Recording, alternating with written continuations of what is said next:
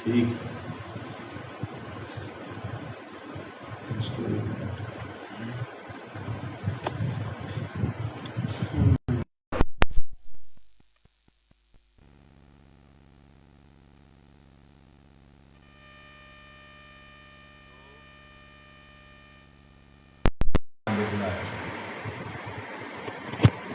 स्वपचम वरिष्ठ, वो स्वपच होने के लिए वो श्रेष्ठ है। जो भक्त मेरा भक्त है परंतु अभिमान शून्य, स्वपच होने श्रेष्ठ है,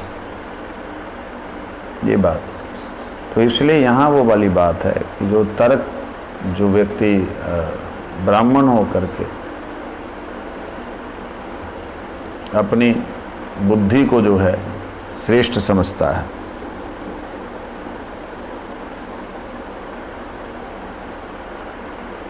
और दीनहीन भक्त के प्रति द्वेष रखता है, वो कभी भी भक्त नहीं हो सकता।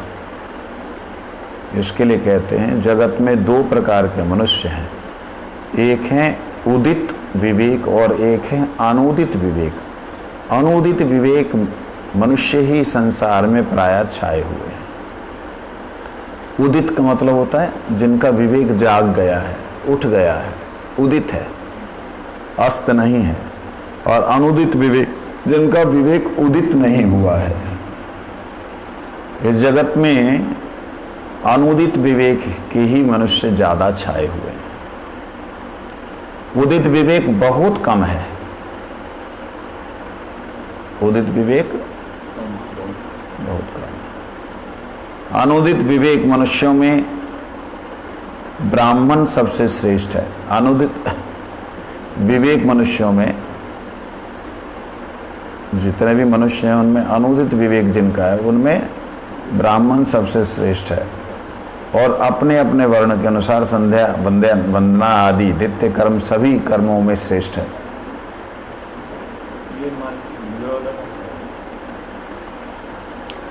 अनुदित विवेक मनुष्यों में ब्राह्मण सबसे श्रेष्ठ है।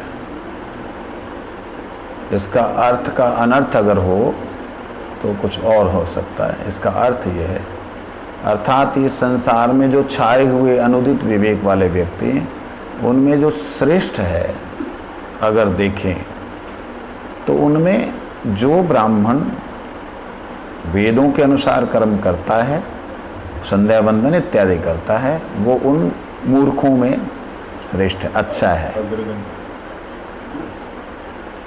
देखा ना, यही अर्थ का अनर्थ। मतलब अंधों में काना सरदार, बेटर देन अदर्स।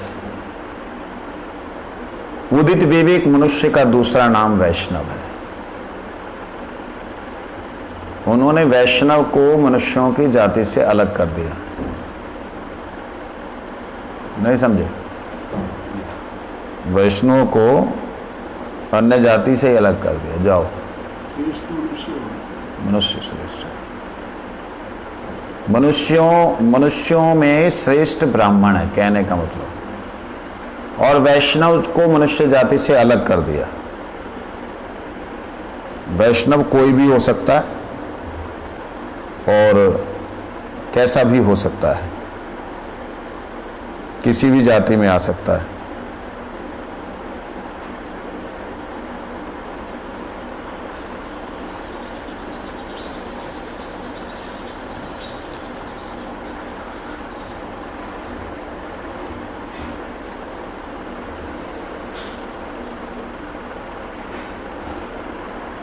इसलिए कहते हैं, देखो इसका अर्थ का अनर्थ कैसे हो रहा था। शब्द अनुदित विवेक मनुष्यों में ब्राह्मण सबसे श्रेष्ठ है। मतलब इस संसार में जितने भी मनुष्य हैं उन सबका विवेक जिनका अनुदित है। अनुदित विवेक क्यों कहा? क्या मनुष्यों को विवेक नहीं है?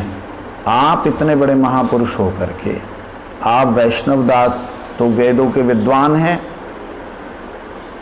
भक्ति विनोद ठाकुर कोई साधारण व्यक्ति नहीं, इतने बड़े व्यक्ति, इतने बड़े महान विद्वान होने के बाद में आप अनुदित विवेक बोल रहे हैं मनुष्यों को।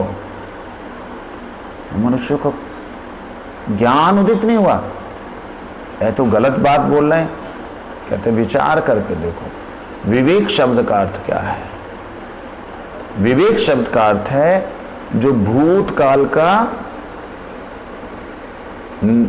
भूतकाल के क्रियाओं का फल का निर्णय करके भविष्य, उससे सीख लेकर के भविष्य में क्या करना है, भविष्य में कैसा बनना है, उसका निर्णय कर ले, वो विवेकी है। खाना पीना सोना, बच्चों को पैदा करना, मर जाना, आहार निद्रा भय मैथुन एतत् पशु भी नराणाम, पशु और मनुष्यों में एक समान है। धर्मो ही एकाधिको विशेष धर्म विहीना पशु ही समान है। तो इसलिए कहते हैं उन्हें अविवेकी कहा।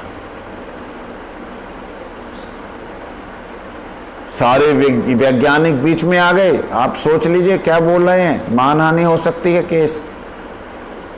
कहते ऐसी बात नहीं, सारे वैज्ञानिकों को ये सोचना चाहिए, सारे पृथ्वीवासी मनुष्यों को सोचना चाहिए।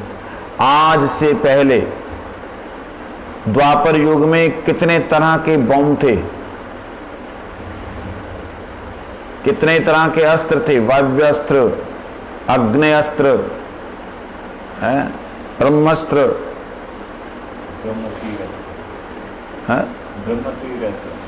हाँ, बहुत तरह के अस्त्र। इसके अलावा त्रेता युग में विमानों की बहुत वर्णना आई, बहुत वर्णन है विमानों का, कि विमानों से युद्ध हुआ। मेघनाथ का अलग विमान था, रावण का अलग विमान था, भगवान राम का अलग विमान था, विमानों के साथ युद्ध हुआ। आज के वैज्ञानिक जो सबसे उन्नत समझते हैं अपने आप को, जो मनुष्य सबसे उन्नत समझते हैं, विचार करके देखें कि आज से पहले क्या शल्य चिकित्सा, जिसको ऑपरेशन कहते हैं, वो भी था, महामारी का इलाज भी था। आज सारा मनुष्य जगत इस महामारी से लड़ने के लिए पागल हो गया है। कल ही हमारे माननीय प्रधानमंत्री ने कहा कि ये अपना रूप बदल रहा है निरंतर, इसलिए इसको समझ पाना बड़ा कठिन हो रहा है। तीसरी वेव के लिए हमें सावधान हो जाना चाहिए। 1 लाख लोग इसके लिए फ्रंट वॉरियर बन के खड़े हैं। इसके लिए उन्होंने एक सेना तैयार की, डॉक्टरों और कंपाउंडर्स की। कहने का मतलब क्या है, सारा विश्व एक वायरस से लड़ नहीं पा रहा है, छोटे से वायरस से। और अगर 2-4 और 10-15 नए आ गए और ढंग से आ गए अच्छी फुल फोर्स में, तो क्या होगा? तो ये इसको बोलते अविवेक। पहले 100 साल जो हुआ, उससे जो प्राप्त हुआ, उसी को लेकर के आगे चल रहे हो। आगे के लिए पहले सोचा ही नहीं कि और भी भयंकर आ सकता है और आ सकता है, तो उसके लिए क्या कर रहे हैं? जो भी दे रहे हैं, जो भी इंजेक्ट कर रहे हैं, उसमें कितना फायदा और कितना नुकसान है? नुकसान ज्यादा, फायदा कम। जीवन तो बच जाएगा, लेकिन आगे प्रोडक्शन रुक जाएगी। बहुत सी बातें ऐसी। तो इसलिए इन्हें अनुदित विवेक कहा। विशेष करके विवेक को प्रयोग करना चाहिए जहां पर हमें यह समझ आए कि हमारे पूर्वजों ने इतनी उन्नति की थी विज्ञान में, हमने इतनी सी की है, वो 100%, 80%, 70% अपने दिमाग को यूज करते थे। हमारा 7 से 8% दिमाग यूज हुए को वैज्ञानिक कहते हैं। हमारा उदित कितना है ज्ञान, उनका कितना ज्ञान उदित था, उनका ज्ञान उदित होने के बाद किस दिशा में गया? वो पॉजिटिव दिशा में गया। और हम किधर जा रहे हैं? एक दूसरे को नाश करने की दिशा में जा रहे हैं, नेगेटिव दिशा में। तो हमारा ज्ञान अनुदित विवेक, जो उन्होंने कहा, ऐसे ही नहीं कहा, महापुरुष लोग ऐसे नहीं बोलते। अनुदित विवेक कहने का मतलब ही बहुत बड़ी बात कह देना। खाना पीना सोना, इसी के लिए सब लोग लगे हुए हैं। इंद्रिय तृप्ति करना, मृत्यु को प्राप्त होना, यही सब लोग कर रहे हैं। कहते अविवेकी हैं, इनका विवेक उदित नहीं हुआ। लेकिन इनमें भी कुछ ऐसे हैं जो थोड़ा सा ब्रह्म का अनुशीलन करते हैं। ब्रह्म का अनुशीलन करते मतलब थोड़ा अपना ध्यान पाठ पूजा थोड़ा करते, लेकिन किस लिए करते हैं? यही संसार के सुखों को प्राप्त करने के लिए। इसलिए अविवेकी पुरुषों में इनको थोड़ा सा हायर माना है। समझे नहीं? ऐसा नहीं है कि वो आगे कहते हैं जो वैष्णव हैं उन्हें उदित विवेक कहा है। वैष्णवों का व्यवहार और अनुदित विवेक मनुष्यों का व्यवहार अवश्य ही पृथक होगा। पृथक होने पर भी वैष्णवों के व्यवहार अनुदित विवेक मनुष्यों के शासन के लिए बनाए गए समार्थ विधान के तात्पर्य के विरुद्ध नहीं है। ध्यान दीजिएगा, ये शब्दों का थोड़ा सा आप लोगों को ध्यान से श्रवण करना होगा। वैष्णवों का पृथक होने पर भी क्या? विवेक, व्यवहार, ये अलग होने पर भी जो अनुदित विवेक है, जो ये नहीं समझे कि हम आए कहाँ थे, जाना कहाँ है, क्यों सैर करने आकर के हम घर बना के रुक गए, क्यों ना याद करें अपने देश को, प्रदेश में क्यों टिक गए, ऐसा जिनका ज्ञान नहीं उदित हुआ है उन्हें अनुदित विवेक कहते हैं। जैसे गधा है, वो घर से निकलता है, जाता है, उसको पता नहीं लगता है वापस आना है। उसको जब तक बुलाने ना जाओ, चल चल चल, तब तक वो आता नहीं। ऐसे ही हमारा एक नंदी है, वो गधा ही है। वो जाता है जब तक जय बाबा जाके उसको आवाज नहीं देगा चल, तब तक नहीं आएगा। नहीं, आ जाता है, अपने आप आ जाता है। लेकिन कहते ऐसे जो है वो अनुदित विवेक है। आए कहाँ से? सैर करने थे, यहाँ पर सैर करके लौट जाना युक्त था, वहाँ पर सैर करना भूल के निज घर बना के रुक गया। अब याद कर अपने देश को, प्रदेश में क्यों टिक गया? ऐसा हालत देखो क्या है। इसलिए कहते हैं पृथक होने पर भी वैष्णवों के व्यवहार अनुदित मनुष्यों, विवेक के जो मनुष्य हैं, उनके लिए जो शासन बनाया गया है उसके तात्पर्य के विरुद्ध नहीं है। अनुदित विवेक की पुरुषों के लिए एक प्रकार का समार्थ विधान है। वो क्या है? इस दिन ये नहीं खाना, उस दिन ये नहीं खाना, ये व्रत करना है, और फलाने दिन जैसे कार्तिक में मांसाहार नहीं करना, इसका मतलब मांसाहार का विधान है।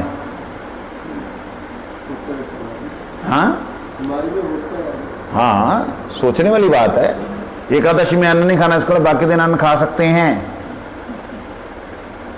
तो ये समार्थ विधान में ऐसा तात्पर्य देखा जाता है, लेकिन वैष्णव इसके विरोधी नहीं है कि उनका तात्पर्य ऐसा देख, परंतु वह उसके अनुकूल भी नहीं लेते, उसको भक्ति के अनुकूल भी नहीं लेते। भक्ति के अनुकूल का कार्य तो पूरी तरह अलग है। शास्त्रों का तात्पर्य सर्वत्र एक ही है। क्यों वहां पे मना किया, ये नहीं खाना, वो नहीं खाना, ऐसा नहीं खाना, वैसा नहीं खाना, इस दिन व्रत, उस दिन व्रत, क्यों कहा गया? समार्थ शिक्षा में इसलिए कहा गया कि जीवों का एक अभ्यास हो जाए व्रत नियम करने का। हाँ, व्रत इत्यादि करेगा, नियम से चलेगा, एक अभ्यास हो जाएगा, और उस अभ्यास से इसको एक स्टेप और आगे ले जाएंगे। अनुदित विवेक मनुष्य शास्त्र के स्थूल वचनों के एक अंश में आबद्ध रहने के कारण बाध्य हैं। अज्ञानी जीव, उन्हें अज्ञानी भी नहीं कहा जा सकता, मतलब बुद्धिमान लोग कहो, ये सही शब्द है। बुद्धिमान, लेकिन विवेकी नहीं। बुद्धिमान मनुष्य, ये सही है, विवेकी नहीं। विवेक बुद्धि से थोड़ा ऊपर ऐसा है जो कि बुद्धि को भी निर्णय देता है, वह विवेक। कहते हैं जो बुद्धिमान लोग हैं वो शास्त्र के स्थूल वचनों के एक अंश में आबद्ध रहने के कारण बाध्य हैं, रहने के लिए बाध्य हैं। जैसे उदाहरण के लिए नियम है कि भगवान को जो भी अर्पण करना है वो अग्रभाग ही अर्पण करना है, पहला भाग ही भगवान को अर्पण करना है हमेशा।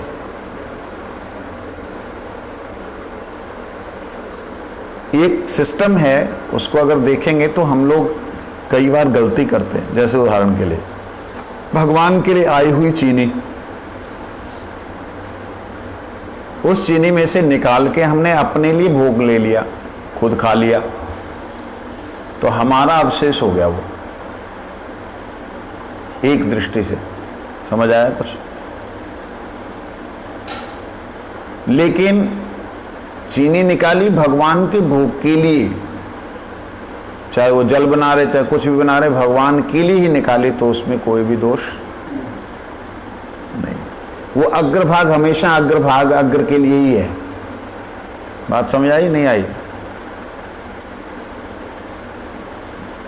अक्सर कई, मैं आश्रमों का नाम नहीं बोलता, कई आश्रमों में ठाकुर जी को भोग लग गया, उसके बाद में महात्मा लोग आलू दम बनाएंगे, बैंगन भाजा बनाएंगे, टमाटर शमाटर डाल के एकदम मिर्च विर्च डाल के। मैं कई बार बोलता था ना, ये क्या करते हो तुम भाई, भगवान जी को तो तुम देते नहीं। अरे खाना खा, मैं कहा मैं खाएगा ही नहीं, ले जाओ इस विष को। पब्लिकली मैं मना कर देता था, भगवान को तो दो। वो एक बात। तो स्थूल वचन, स्थूल वचन क्या है? भगवान को अर्पित करना है, ये स्थूल वचन है। अब भगवान को अर्पित करना है, अर्पित किए बिना खाना नहीं है। लेकिन इससे बाहर है सारे का सारा नियम, किसके लिए?